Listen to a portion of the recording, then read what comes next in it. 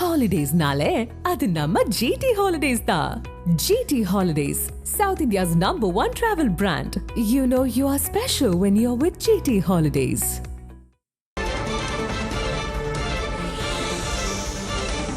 விழுப்புரம் மாவட்டம் தைலாபுரம் தோட்டத்தில் பாமக நிறுவனர் ராமதாஸ் தற்போது ஆலோசனையில் ஈடுபட்டிருக்கிறார். அண்மை செய்தியாக பார்க்கிறோம். விழுப்புரம் மாவட்டம் தைலாபுரம் தோட்டத்தில் பாமக நிறுவனர் ராமதாஸ் தற்போது ஆலோசனையில் ஈடுபட்டிருப்பதாக தகவல் வெளியாகி இருக்கிறது. ராமதாஸ் தலைமையில் பாமக ஒழுங்கு நடவடிக்கை குழு கூட்டம் தற்போது தொடங்கியிருக்கிறது. 16 குற்றச்சாட்டுகள் தொடர்பாக அன்புமணிக்கு விதித்த கெடு முடிவடைந்த நிலையில் அடுத்த கட்ட நடவடிக்கை பற்றி இந்த ஆலோசனை கூட்டத்தில் விவாதிக்கப்படும் என்று தெரிகிறது.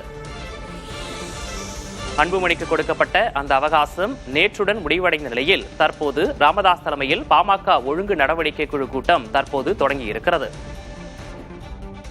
16 குற்றச்சாட்டுகள் தொடர்பாக அன்புமணிக்கு விதித்த கெடு முடிவடைந்த நிலையில் நடவடிக்கை பற்றி ஆலோசிக்கப்படும் என தெரிகிறது.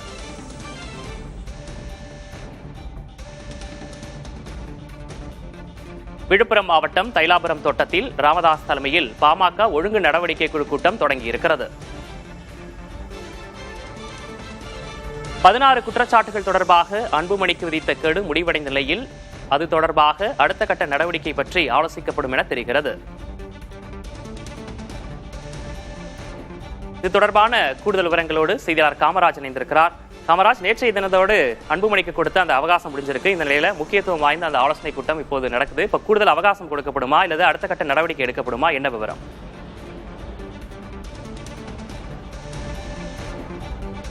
பாட்டாளி மக்கள் கட்சியில் அன்புமணி ராமதாஸுக்கும் மருத்துவர் ராமதாஸுக்கும் இடையே மோதல் போக்கு உள்ள நிலையில இருவருமே தனித்தனியாக பொதுக்குழு கூட்டத்தை நடத்தியிருந்தாங்க. கடந்த 17ஆம் தேதி பட்டானூரில் நடைபெற்ற இந்த பொதுக்குழு கூட்டத்தில் 16 குற்றச்சாட்டுகளை முன்வைத்திருந்தாங்க அன்புமணி மீது. இந்த அன்புமணி மீது முன்வைக்கப்பட்ட 16 குற்றச்சாட்டுகளும் தைலாபுரத்தில் இருக்கக்கூடிய அவரது இல்லத்தில் அந்த 16 குற்றச்சாட்டுகள் குறித்து ஆலோசிக்கப்பட்டு அதற்கான நோட்டீஸ் அனுப்பப்பட்டிருந்தது. அது 31ஆம் தேதி பதிலளிக்க வேண்டும் எனமோ தெரிவிக்கப்பட்டிருந்தது. அந்த 31ஆம் தேதி நேற்று நிறைவடைந்திருக்கிறது.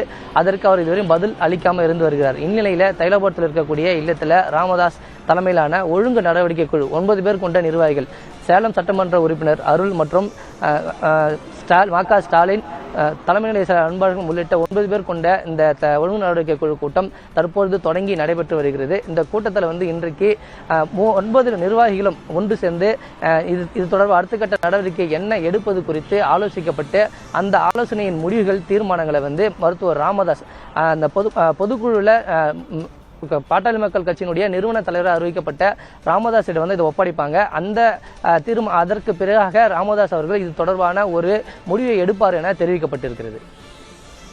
அடுத்தடுத்த விவரங்களுக்காக மீண்டும் தொடர்பு கொள்கிறோம். தற்போதைய விவரங்களுக்கு நன்றி Kamaraj. Holidays-nale, adu namma GT Holidays da. GT Holidays, South India's #1 travel brand. You know you are special when you're with GT Holidays.